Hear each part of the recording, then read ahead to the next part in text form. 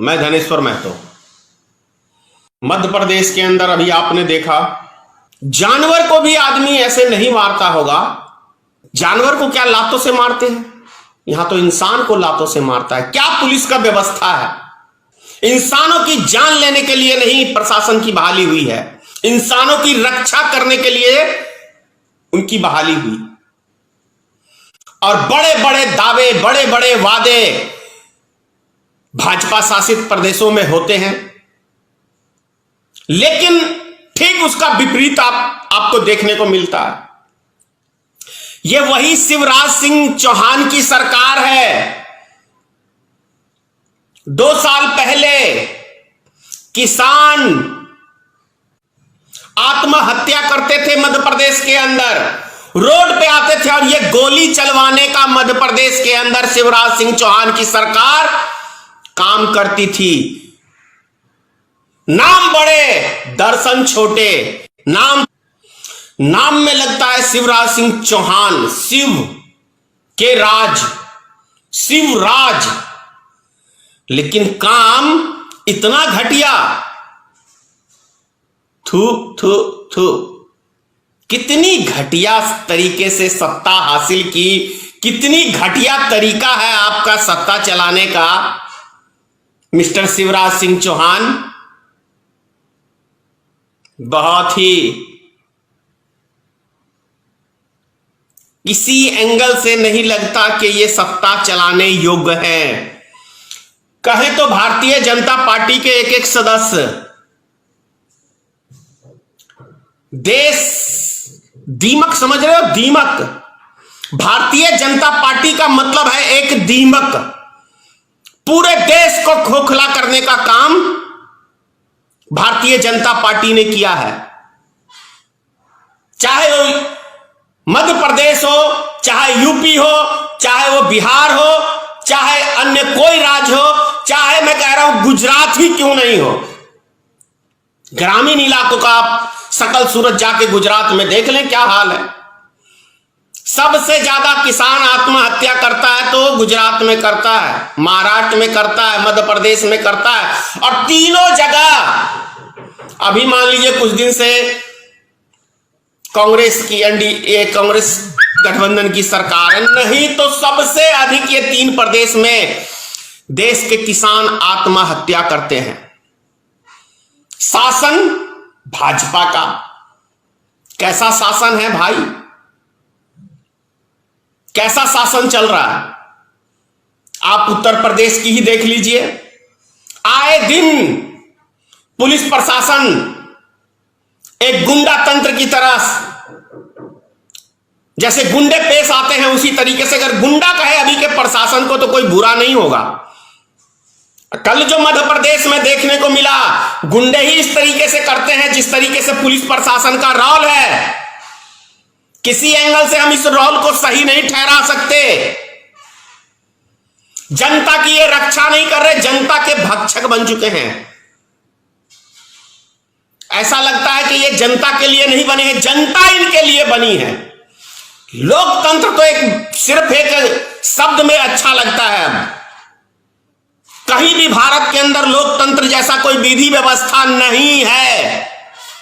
किसी एंगल से नहीं लगता कि लोकतंत्र भारत के अंदर है। भ्रष्टाचार का बोलबाला है। बिहार में देखिए ना, 29 दिन पहले एक गंडक नदी पे पुल का उद्घाटन किया गया है, जिसको कहा गया कई जिलों से संपर्क इसका जुड़ेगा। 29वें दिन पुल ध्वस्त हो जाता है। कैसा विकास दौड़ रहा है नीतीश कुमार के शासनकाल में बिहार में, आप लोग समझ सकते हैं। दिल्ली के अंदर पिछले साल नेशनल हाईवे बना था गुड़गामा से राजस्थान की ओर,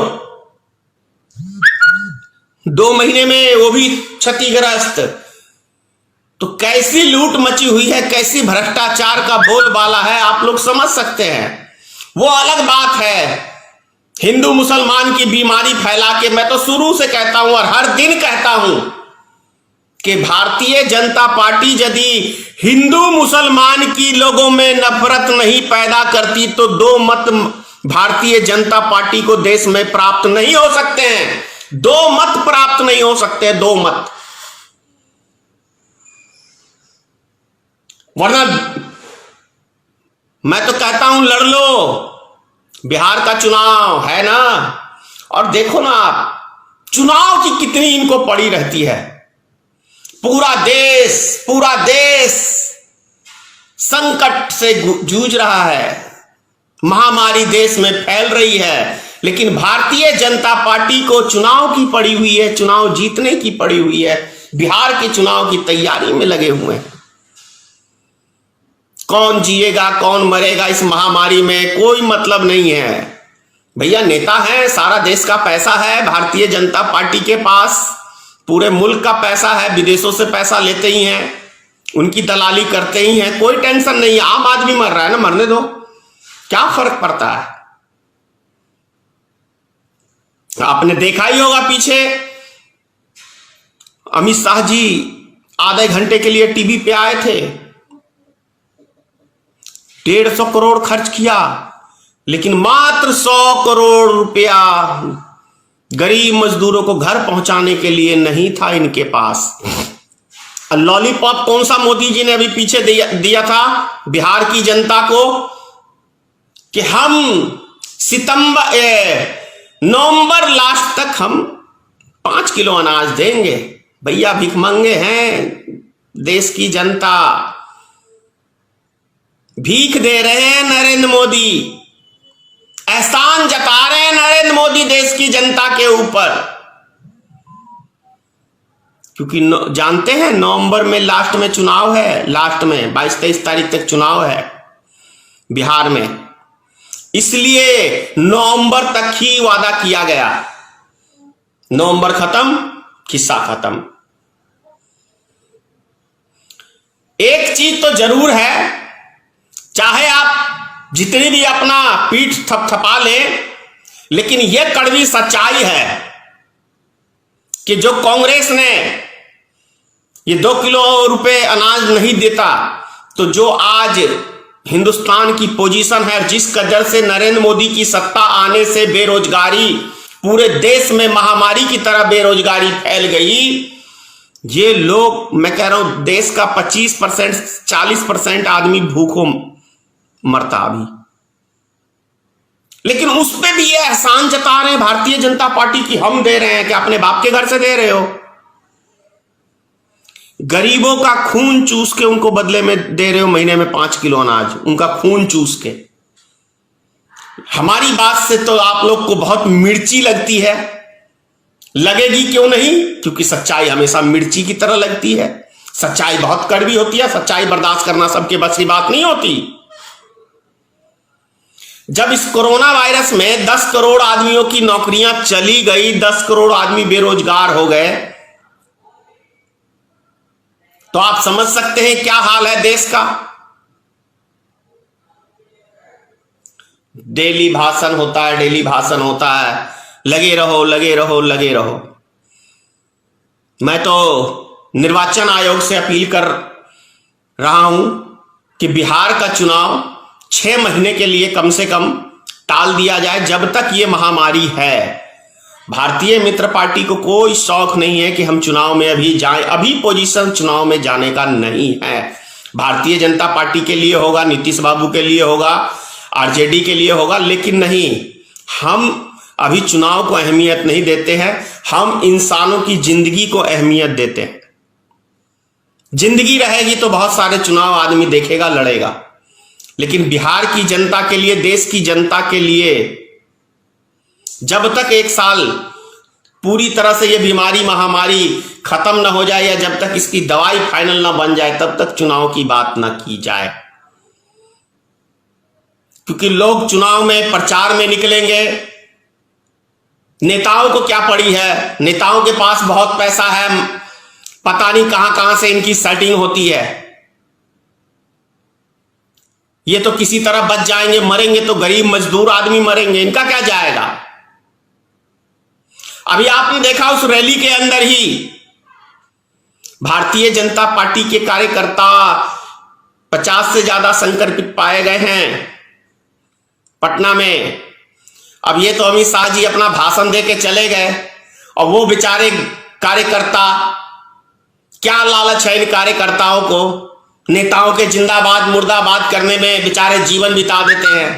सोचते हैं कि कभी हमारा भी मौका मिल जाएगा, हम भी कभी बन जाएंगे कुछ इसी चक्कर में, लेकिन ये भूल जाते हैं कि अभी की राजनीतिक पैसों की राजनीतिक है। पैसा पैसा फेंक तमाशा देख। देखे हैं कभी किसी गरीब आदमी को किसी पॉलिटिकल पार्टी ने टिकट दिया हो? तो ये सब चीजें हैं, इनको कोई नहीं फर्क पड़ता है कौन मरे कौन जिए। भारतीय मित्र पार्टी एक ऐसी पार्टी है, हिंदुस्तान की इकलौती पार्टी, कि हमने लोकसभा चुनाव में भी 10 टिकट दिए थे। हमने गरीब आदमियों को टिकट दिया था।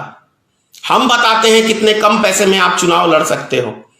बिहार विधानसभा का भी चुनाव चाहे टाइम पे हो या बाद में हो, जो भी व्यक्ति आवेदन करना चाहता है अपना कर सकता है। 243 सीटों पे हम चुनाव लड़ेंगे। 90% गरीब मिडिल क्लास को हम टिकट देंगे, क्योंकि हमारा मकसद ही जो आजादी के समय में सपना देखा गया था कि गरीब किसान ये सब पार्लियामेंट में विधानसभा में पहुंचे, ऐसा नहीं हुआ, ऐसा नहीं हुआ। अब कहावत है ना, पैसे का बोलबाला, तो आप कोई भी बड़े राजनीतिक दल में देख लीजिए, किसी भी राजनीतिक दल की मैं बात कर रहा हूं, चाहे कांग्रेस हो, चाहे भाजपा हो, आरजेडी हो, जदयू हो या एबीसीडी, जो भी राजनीतिक दल है हिंदुस्तान में, देखते हैं टिकट किसको मिलता है। आप पूरे जीवन झोला उठाते उठाते जीवन बिता देते हैं, आप जमीन तलाश तैयार करते हैं, मेहनत करते हैं, लेकिन जब टिकट की बारी आती है तब उस टाइम के अंदर एक कोई हवाई जहाज से प्लेन से आता है बंदा, माल फेंकता है और टिकट लेके उड़ जाता है। अब उस व्यक्ति के लिए आप जिंदाबाद मुर्दाबाद करते रहिए। इसीलिए भारतीय मित्र पार्टी का हमने गठन किया है, क्योंकि मैं भी लगभग 15 साल कांग्रेस का झोला ढो चुका हूं, कांग्रेस पार्टी का। और आपको बताऊं, स्टार्टिंग मैंने भारतीय जनता पार्टी से ही की थी। मैं हालांकि उसका सदस्य नहीं बना, 98-99 की बात है, वाजपेयी जी को वोट कराया।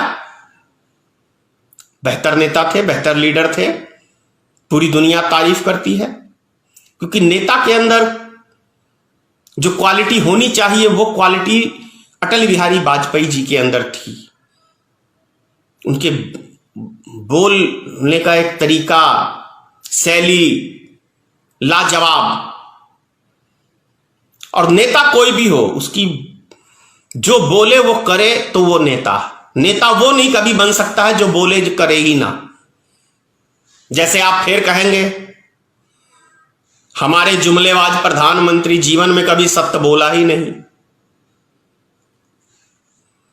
ये सब चीजें हमें सीखनी है, बदलना है, थोड़ा सा अपने आप को बदलें, देश के लिए काम करें, समाज के लिए काम करें, चाहे किसी दल का व्यक्ति हो। मैं उसका प्रशंसक हूं, कोई भी दल का व्यक्ति हो। मैं राजनीतिक दल जरूर बनाया हूं, लेकिन सोच हमारी अलग है और पार्टियों से। बहुत सारे व्यक्ति ये भी कहते हैं कमेंट्स में कि मैं कांग्रेस का दलाल हूं, कांग्रेस का एजेंट हूं। तमाम सारे उनकी मानसिकता है, कुछ भी कह सकते हैं आप, बोलने की आजादी है। गालियों को एक लंबी लिस्ट लगी रहती है, डेली देखता हूं। लेकिन वो भूल जाते हैं कि आप देखते होंगे हजारों की संख्या में कमेंट्स आते हैं। गाली मुझे कौन देते हैं? जिनके पास ज्ञान नहीं है, राजनीतिक जानते नहीं, वो गुलाम हैं। उन गुलामों को रखा गया है गाली देने के लिए। वो गुलाम है। और गुलाम कभी कुछ बोलते नहीं, जो आज्ञा होता है आका का, वो आज्ञा का पालन करते हैं। तो मुझे आपसे कोई शिकायत नहीं है, दबा के गालियां दो, सुबह शाम दो, मैं तो कहता हूं माइक लगा के गाली दो, मुझे नहीं कोई फर्क पड़ता, क्योंकि मैं देश के लिए, समाज के लिए निकला हूं। कौन क्या बोलता है, कौन मेरे विषय में क्या टिप्पणी करता है, इन बातों का मैं कोई मतलब नहीं रखता। एक चीज और, विनय दुबे जी, वो भी एक काफी संघर्ष कर रहे हैं समाज के लिए। मैं उनका एक देख रहा था, उनका बयान, वो भी गालियों से काफी आहत होके टिप्पणी कर रहे थे। अगर इन सब चीजों से घबरा जाओगे विनय दुबे जी, तो लड़ाई कैसे लड़ोगे? वो कहावत सुने हैं आप, बच्चा बच्चा जानता है, हाथी चले बाजार कुत्ता भूखे हजार। तो जो भौंकते हैं भौंकने दो, अपने आप थक के बदल जाएंगे। और मैं फिर कह रहा हूं कि जो व्यक्ति आज मुझे गाली दे रहे हैं, कल वो मेरे सबसे बड़े फैन, मेरे सबसे बड़े समर्थक बनेंगे।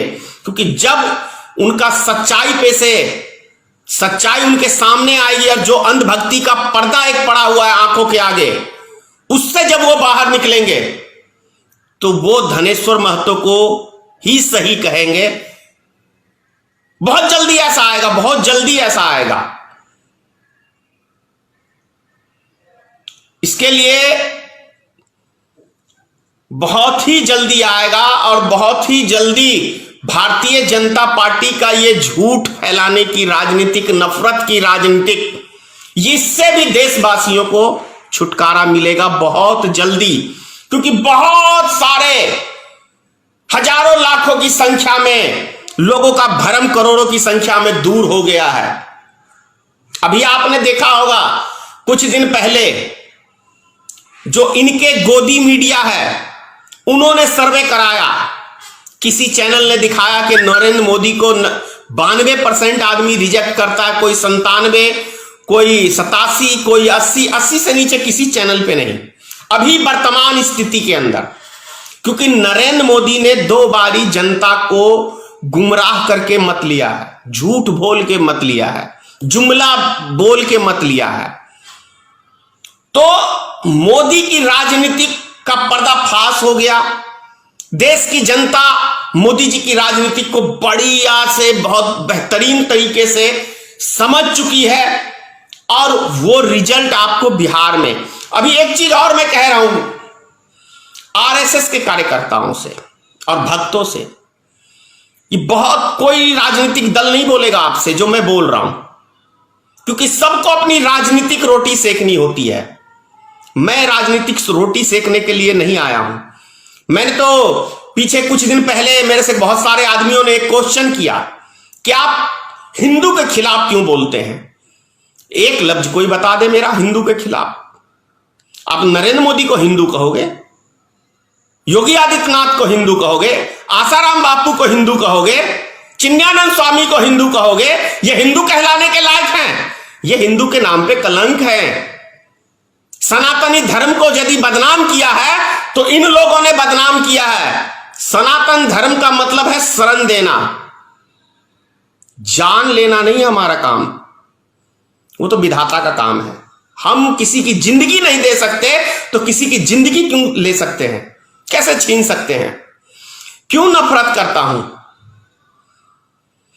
अभी एक किताब महाराष्ट्र के एक आईपीएस ने लिखी है, उसमें स्पष्ट लिखा है कि क्या आरएसएस फैलाता है, नफरत फैलाता है देश में। कभी आप नफरत फैलाता है ये, उसका जीता जागता उदाहरण आपको मैं बता देता हूं। आपको बहुत पॉइंटली बात, अब जो मैं बोल रहा हूं बहुत पॉइंटली बात बोल रहा हूं, आप मेरी बात को गौर करिएगा। 15-16% की हमारे हिंदुस्तान में मुसलमानों की पॉपुलेशन है। सबसे पहले नंबर 1, 850 वर्ष मुसलमानों ने शासन किया हमारे देश के अंदर। आप सोच लीजिए, तो शासन किया 850 साल कुछ होते हैं, पता नहीं 15 या 20 से 30 पीढ़ी खत्म हो गई होगी, तब हिंदू समाज कभी खतरे में नहीं आया। पॉइंटली बात कह रहा हूं। 250 वर्ष अंग्रेजों ने शासन किया है भारत के ऊपर, तब हिंदू समाज खतरे में नहीं आया। लेकिन मात्र 6, ये 7वां साल जा रहा है मोदी शासनकाल का, इस 6 साल में राष्ट्रपति हिंदू, देश के सारे लगभग मुख्यमंत्री हिंदू, देश का प्रधानमंत्री हिंदू, तब हिंदू खतरे में आज हमारा देश आ गया है। ये सोचिए। और चुनाव के समय में बारीकी समझ लो भाई, मेरी बात को थोड़ा ध्यान से सुन लो और उस पर अध्ययन करना। जिसकी भारत में 15-16% पॉपुलेशन है, वो चुनाव के समय में किसी मंदिर में मांस फेंक सकता है? थोड़ा सा सोचने की बात है। क्यों मांस फेंकेगा? सोचिए, कोई ये दिखाया जाता है कि आरएसएस कार्यकर्ताओं की हत्या कर दी किसी मुसलमान ने, बजरंग दल की कार्यकर्ताओं की हत्या कर दी मुसलमान ने, सिर्फ चुनाव में मेरी बात को थोड़ा ध्यान से समझो। सिर्फ चुनाव के जब 2-3 महीने या 6 महीने रहते हैं तो ये आरएसएस कार्यकर्ताओं की हत्या क्यों हो जाती है और बजरंग दल के कार्यकर्ताओं की हत्या क्यों हो जाती है? इस पे कभी गौर किया है? चुनावी फायदा लेने के लिए। तभी तो हिंदू मुसलमान करेगा ना। और इससे लाभ मुसलमानों को होगा या है हिंदू पार्टी को होती है, यानी भारतीय जनता पार्टी को होती है। मुसलमान को क्या पड़ी है किसी आरएसएस कार्यकर्ता को मारने की चुनाव के समय में? या मुसलमान को क्या पड़ी है कि चुनाव के समय में किसी मंदिर में गौ का मांस फेंकने का या मस्जिद के अंदर ये सुअर का मांस फेंकने का? ये बारीकी बात बता रहा हूं, कोई राजनीतिक दल का व्यक्ति नहीं बताएगा। ये अध्ययन करने की बात है। इससे फायदा होता है भारतीय जनता पार्टी को, और ये खुद ही अपने कार्यकर्ताओं की हत्या कराते हैं। नाम देते हैं मुसलमान का, ये खुद हत्या कराते हैं। अपने ही कार्यकर्ताओं की हत्या भारतीय जनता पार्टी कराती है, आरएसएस कराता है, ताकि उसको वोट बैंक की राजनीति का लाभ मिल सके। अब उदाहरण आप लेना चाहेंगे? 2014 में चुनाव थे लोकसभा के, 2013 में लास्ट के अंदर दिसंबर या नवंबर में, मैं ध्यान से नहीं हूं, लेकिन जो गांधी मैदान में जो चुनावी रैली हुई थी, आपको याद है 14 बम फूटे थे। 14 कभी सुना है? 14 बम गांधी मैदान में पटना में फोड़े गए थे, और उसमें मरे थे कौन? सारे हिंदू मरे थे।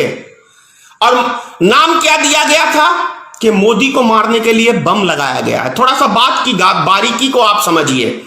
यदि मोदी को मारना होता तो मोदी जी के मंच के नीचे नहीं लगाता बम। आप तर्क समझिए, बम कहां फूटे थे? सारे जहां पब्लिक की भीड़ थी वहां पे बम फूटे थे। और वहां पे मंच से भाषण क्या दिया जा रहा था कि भैया पटाखे कम फोड़ो। और मोदी जी वहां मंच से क्या भाषण दे रहे थे? मैं मरने से नहीं डरता हूं। उसे पता था कि भैया मेरे नीचे कोई थोड़ी ना मंच के नीचे बम लगा हुआ है, बम तो हमने लगवाया हुआ है पब्लिक में। ये राजनीतिक चीजें समझने की जरूरत है। मैं जान रहा हूं क्या बोल रहा हूं, बहुत मिर्ची लगेगी भाजपा वालों को, हो सकता है कल मेरी हत्या भी करा सकते हैं, क्योंकि जो मैं बोल रहा हूं ये भाजपा को, आरएसएस के लोगों को हजम नहीं होगा।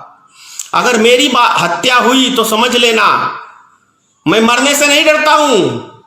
डरता तो मैं बोलता नहीं, मैं जानता हूं मैं क्या बोलता हूं, बहुत सोच समझ के बोलता हूं, एक एक लफ्ज सोच समझ के बोलता हूं।